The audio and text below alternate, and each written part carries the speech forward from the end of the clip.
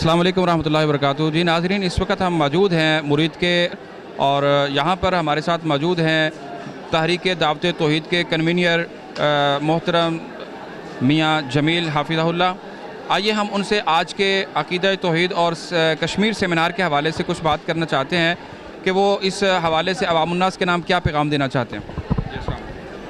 बिस्मिल्लाहिर्रहमानिर्रहीम। जिस तरह मैंने पब्लिक जलसे में गुफ्तगू करते हुए तहरीक दावत तौहीद के मकासद, इसका नस्बुल ऐन और तरीक़े कार के बारे में गुज़ारिशात की हैं। ये जो तहरीक लेके हम उठे हैं, ये हमारी तहरीक नहीं और ना ही आज की तहरीक और दावत है। ये तो कुरान मजीद के इरशाद के मुताबिक तमाम अंबियाए किराम सबसे पहले अपनी अक़वाम के सामने यही दावत पेश किया करते थे। सरवर गिरामी अलैहिस्सलातु वस्सलाम, जिन्हें अल्लाह ने ख़ातमुल मुरसलीन का ताज पहनाया था और पूरी कायनात का पेशवा और सरबराह बनाया, इमामुल अंबिया के ख़िताब से सरफराज किया। आपके बारे में भी यही कुरान कहता है कि आपने सबसे पहले अपनी दावत का आगाज़ क़ूलू ला इलाहा इल्लल्लाह से किया था। ये दावत बंदों का रिश्ता उनके रब से जोड़ती है। ये इंसान को बावर करवाती है कि तुझे सिर्फ़ एक रब के सामने, एक अल्लाह के सामने झुकना चाहिए। हमारे अल्फाज में ये खुदी और खुददारी की दावत है। ये इंसान को सेल्फ मेड बनाती है। ये जगह जगह की ठोकरों से बचाकर इंसान के अंदर गैरत पैदा करती है, हिम्मत और जुर्रत पैदा करती है। और ये इत्तेहाद की सबसे बड़ी दावत है। इसलिए बानी पाकिस्तान जनाब कैद आज़म ने जमहूरियत का नारा नहीं लगाया था, न किसी फ़िरका वारियत, न उन्होंने किसी मसलक की तर्जमानी की थी। उन्होंने यही नारा लगाया था कि पाकिस्तान का मतलब क्या, ला इलाहा इल्लल्लाह। मैं समझता हूँ कि अगर हुक्मरान आज भी ला इलाहा इल्लल्लाह का माना समझ जाएं और इनके अंदर तौहीद की गैरत पैदा हो जाए, तो हम थोड़े ही अरसे में अमेरिका और गैरों की ग़ुलामी से निजात पा सकते हैं। जहाँ तक कश्मीर का मामला है, कैद आज़म बड़ा ज़हीन रहनुमा था, बड़े समझदार थे।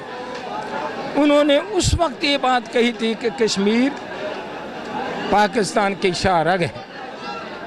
हमारे हुक्मरानों की कमज़ोरियों की वजह से आज हम इतने कमज़ोर ठहरे कि दुश्मन ने हमारी शाहरग को पकड़ नहीं लिया। पकड़ा तो पहले हुआ था, अब उसने हमारी शाहरग को काट दिया। वो इस तरह कि जो उनके अपने आइन और दस्तूर के अंदर बैनुल-अक़वामी उसूलों के मुताबिक उन्होंने कश्मीरियों को हकूक़ दिए हुए थे, आज उनकी नफ़ी कर दी गई है। उन हकूक़ में एक हक़ ये भी था कि कोई हिंदुस्तानी बाशिंदा कश्मीर में जगह ख़रीद नहीं सकता, प्रॉपर्टी ख़रीद नहीं सकता। लेकिन आज उनके बुनियादी हकूक़ सल्ब करके उन्हें ज़िंदा दरगोर किया जा रहा है और सरे आम उनकी इज़्ज़तों को लूटा जा रहा है। नौजवानों को गोलियों के ज़रिए नाबीना बनाया जा रहा है।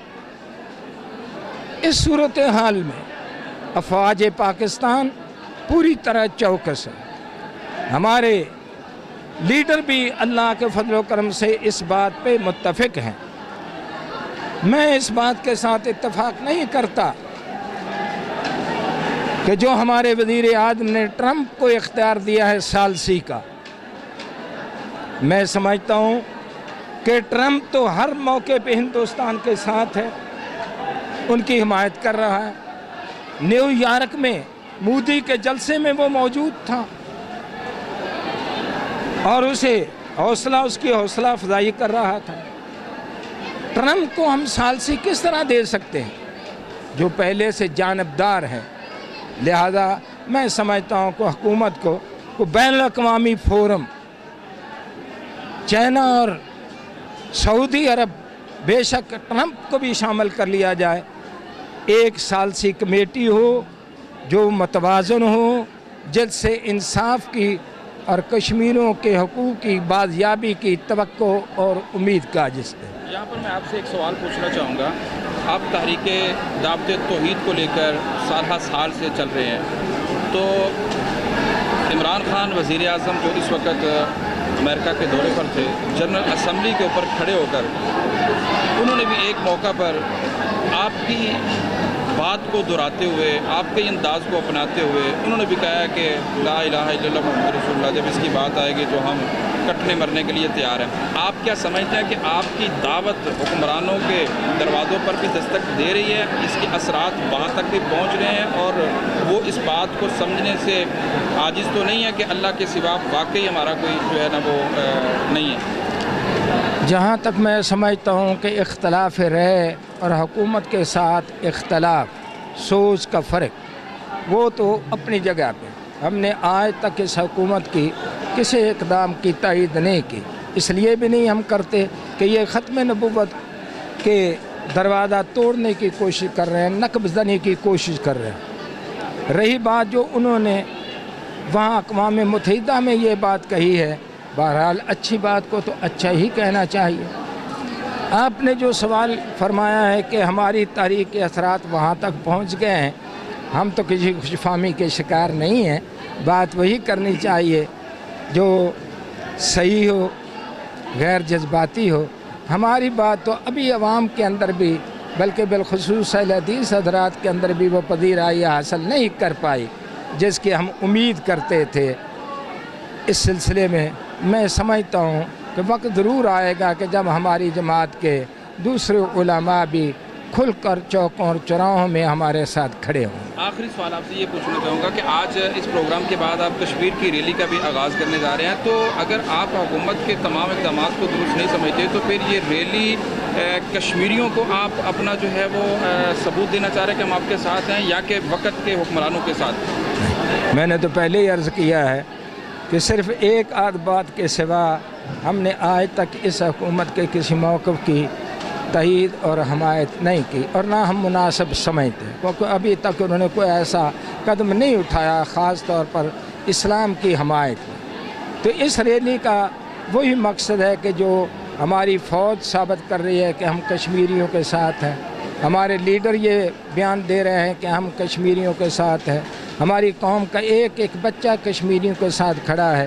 میں سمجھتا ہوں تحریک دعوت توحید کا بھی فرض بنتا ہے کہ ہم اپنے کارکنان کے اندر سیاسی شعور بیدار کرتے ہوئے اپنی قومی غیرت کا اظہار کریں اور کشمیریوں کے ساتھ ہونے کا انہیں شعور بیدار کرائیں، ان تک سبق پہنچائیں۔